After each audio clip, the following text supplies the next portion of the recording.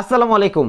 আজকে আমরা এমন একটি বাজেট সেগমেন্টের স্মার্টফোন নিয়ে আলোচনা করব যে স্মার্টফোনটার ডিজাইনটা সত্যি অসাধারণ। হ্যাঁ, আমার কাছে রয়েছে ইনফিনিক্স হট 30i।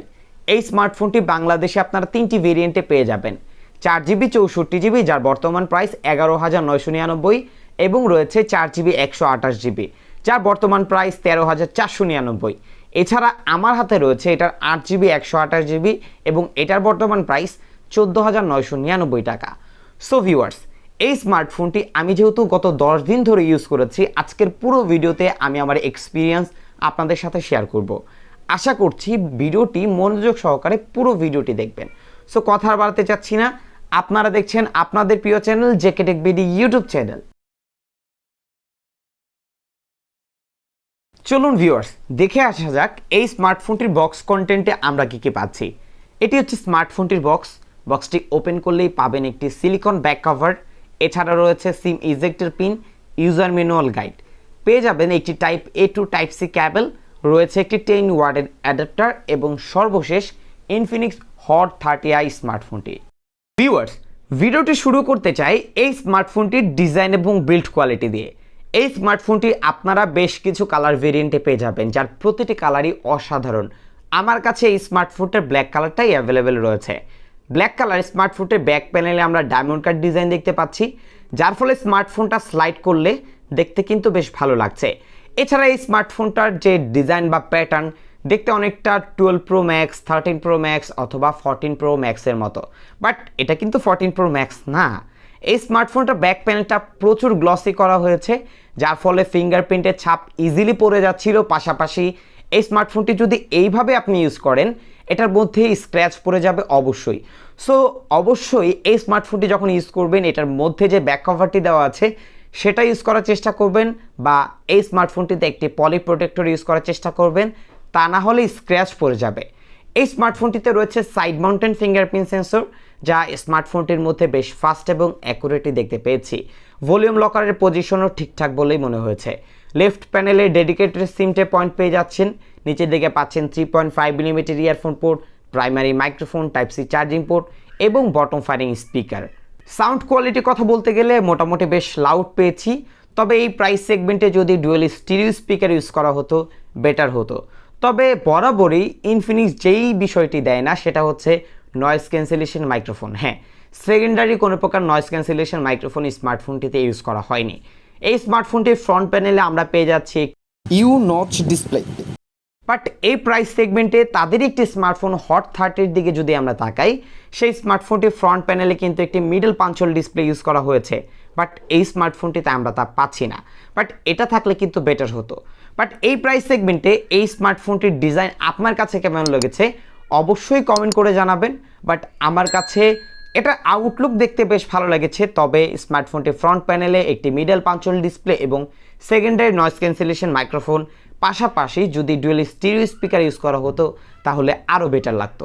ব্যাটারির দিক থেকে এই স্মার্টফোনটিতে 5000 mAh এর ব্যাটারি পাচ্ছি, তবে এটার বক্সে পেয়েছি 10 ওয়াটের চার্জার। যদি আমি প্রাইস মানে 15,000 টাকা বাজেট সেগমেন্ট অনুযায়ী বলি, হট 30-এর মধ্যে আমরা 33 ওয়াট দেখতে পেরেছি, তবে এখানে তারা যদি অন্তত 18 ওয়াটের চার্জার ইউজ করতো তাহলে বেটার হতো। চার্জিং ব্যাকআপ আমার কাছে অ্যাভারেজ বলে মনে হয়েছে। গত 10 দিন যেহেতু আমি ইউজ করেছি সেকেন্ডারি ডিভাইস হিসেবে এই স্মার্টফোনটিকে, সো আমার ইউজিং এক্সপিরিয়েন্স বলছে যদি আপনি নর্মাল ইউজ করেন বা বেসিক লেভেলের ইউজই করেন, সেই ক্ষেত্রে অনায়াসে প্রায় 1.5 দিনের মতো চার্জিং ব্যাকআপ আপনাকে দিতে পারবে। বাট আপনি যদি হেভি ইউজ করেন, 90 হার্জ ইউজ করেন, তাহলেও মোটামুটি 1 দিনের মতো চার্জ ব্যাকআপ দিতে সক্ষম এই স্মার্টফোনটি। ডিসপ্লে দিক থেকে এই স্মার্টফোনটিতে রয়েছে IPS HD+ রেজুলেশনের ডিসপ্লে, রয়েছে 90 হার্জের রিফ্রেশ রেট এবং এখানে আমরা 500 নিটসের পিক ব্রাইটনেস পেয়ে যাচ্ছি। এই স্মার্টফোনটি ইনডোর বা শ্যাডো কন্ডিশনে যখন আপনি ইউজ করবেন কোনো ধরনের ভিজিবিলিটি নিয়ে প্রবলেম পাবেন না, বাট ডিরেক্ট সানলাইটে এটার ব্রাইটনেস নিয়ে কিছু ইস্যু পাবেন, যা বাজেট সেগমেন্টে প্রায় প্রতিটা স্মার্টফোনের মধ্যে আমরা দেখতে পাই। তবে যদি 15,000 টাকার মধ্যে এই স্মার্টফোনটিকে বিবেচনা করি, সেই ক্ষেত্রে অলরেডি ইনফিনিক্স ফুল HD+ ডিসপ্লে দিচ্ছে, বাট এই স্মার্টফোনটিতে আমরা HD+ ডিসপ্লে পাচ্ছি। এছাড়া যেহেতু HD+ ডিসপ্লে আমরা পাচ্ছি, এটার কন্টেন্ট ওয়াচিং এক্সপিরিয়েন্স অন্য সকল IPS HD+ ডিসপ্লেগুলোর মতোই পেয়েছি। ভিউইং অ্যাঙ্গেল নিয়েও কোনো ধরনের ইস্যু আমরা পাইনি, কোনো নেগেটিভ ইস্যু ছিল না। এছাড়া এটার যে 90 হার্জ সেটা মোটামুটি ইউআইতে বেশ ভালোই স্টেবল ছিল, বাট বেশ কিছু অ্যাপে গিয়ে এটার রিফ্রেশ রেট ড্রপ করছিল, সেখানে আমরা 60 হার্জ পেয়েছি। এছাড়া স্মার্টফোনটির যে অ্যাপ ওপেনিং, আমরা অ্যাপগুলো সুইচ করে দেখেছি, কোনো ধরনের টাচ লেটেন্সি স্মার্টফোনটির মধ্যে দেখতে পাইনি। বাট 15,000 টাকা বাজেট সেগমেন্ট বাদ দিয়ে যদি আমরা 12,000 এবং 13,000 টাকা প্রাইস অনুযায়ী এই স্মার্টফোনটিকে বিবেচনা করি, সেই ক্ষেত্রে এইচডি প্লাসটা ঠিক আছে, বাট ফুল এইচডি প্লাস এই প্রাইসে মানে 15,000 টাকার মধ্যে হলে বেটার হতো। এবার আমরা কথা বলবো এই স্মার্টফোনটির পারফরমেন্স নিয়ে। পূর্বে বলেছি যে স্মার্টফোনটি আপনারা 3টি ভেরিয়েন্টে পেয়ে যাবেন, যার একটি আমার কাছে রয়েছে, যেমন 8GB 128GB। এছাড়া অন্যান্য যে স্পেসিফিকেশনগুলো রয়েছে, যা প্রতিটি ভেরিয়েন্টের মধ্যে আমরা সেমই দেখতে পাবো। যেমন এই স্মার্টফোনটির প্রসেসরে ইউজ করা হয়েছে মিডিয়াটেকের হিলিও G37। এছাড়া স্মার্টফোনটির অ্যান্ড্রয়েড ভার্সন পেয়েছি অ্যান্ড্রয়েড 12 এবং রয়েছে XOS 12.0.6, এবং 3টি ভেরিয়েন্টের মধ্যেই আপনারা এক্সটেন্ডেড র্যামের সুবিধা পাবেন। বাট যেহেতু স্মার্টফোনটি রিসেন্টলি লঞ্চ করা হয়েছে, সেই অনুযায়ী যদি এখানে অ্যান্ড্রয়েড 13 দেওয়া হতো তাহলে বেটার হতো, বাট এখানে আমরা অ্যান্ড্রয়েড 12 ভার্সনটি অ্যাভেলেবেল পাচ্ছি। র্যাম ম্যানেজমেন্টের ক্ষেত্রে 8GB র্যাম অনুযায়ী এটা ডিফল্ট যে অ্যাপগুলো রয়েছে সেগুলো আমরা যেমন 12 থেকে 14টি অ্যাপ ইজিলি সুইচ করে করে ইউজ করতে পেরেছি, কোনো ধরনের প্রবলেম হয়নি। বাট এটার মধ্যে আমরা বেশ কিছু অ্যাপও ডাউনলোড করি, সেই ক্ষেত্রে 8 থেকে 10টি অ্যাপ ইজিলি সুইচ করে করে ইউজ করতে পেরেছি। বাট একটু ওভার পুশ করলে মাঝে মাঝে কিছুটা ল্যাগ বা স্টার্টারিং, এবং অ্যাপগুলো সেই ক্ষেত্রে ওপেন হতেও বেশ কিছুটা সময় নিচ্ছিল। এই স্মার্টফোনটির মধ্যে আমরা যে ইউআই পাচ্ছি, ইউআইতে বেশ কিছুটা ল্যাগ পেয়েছি, স্টার্টারিং পেয়েছি।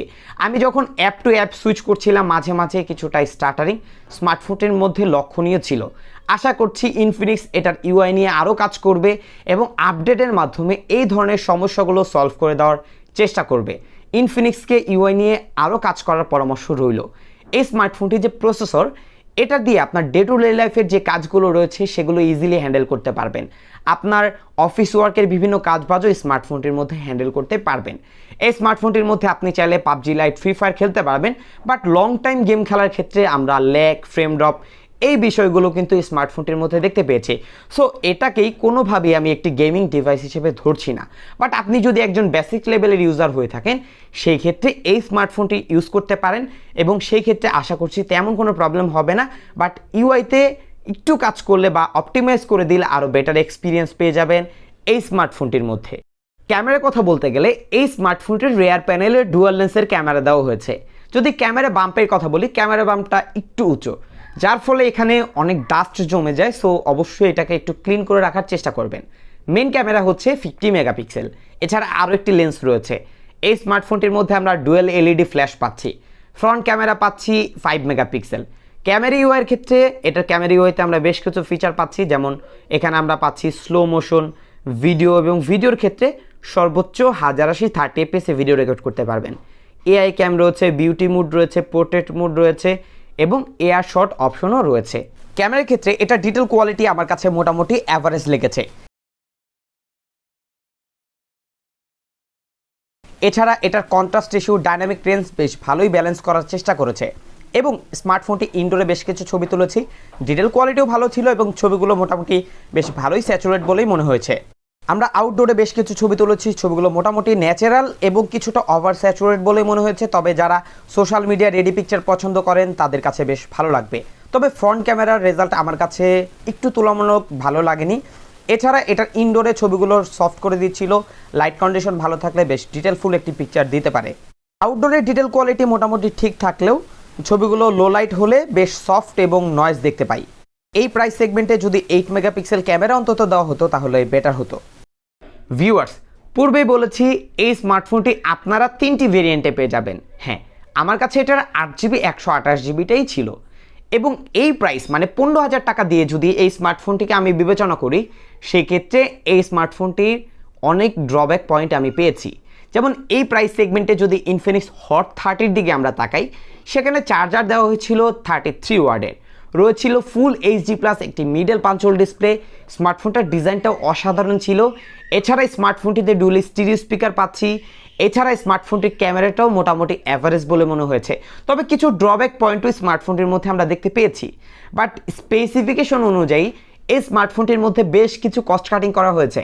যেমন এখানে আমরা চার্জার পাচ্ছি 10 ওয়াটের, 18 ওয়াটের অন্তত হলে ভালো হতো।